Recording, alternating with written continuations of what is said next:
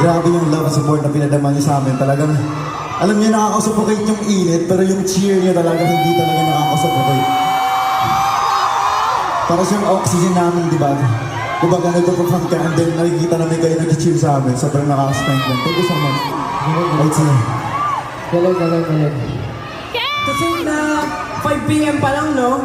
5 p.m. pa lang, pero yung energy nyo, pang ano na eh. Pang kinabukasan na eh. Wow. Thank you, 18. We love you so much. Alam niyo guys, tama sila, we love you all so much. And when we started this tour, talagang sobrang worried kami na walang manonood. Pero, look at you guys, man! Sabi na nila, di ba? P-pop! Yeah, P-pop pa yan. Yo, bros. Tsaka nakakatuwa lang, no? Share na rin natin. Kasabay ng tour namin, syempre hindi lang naman talent ng Filipino, yung sinashowcase namin.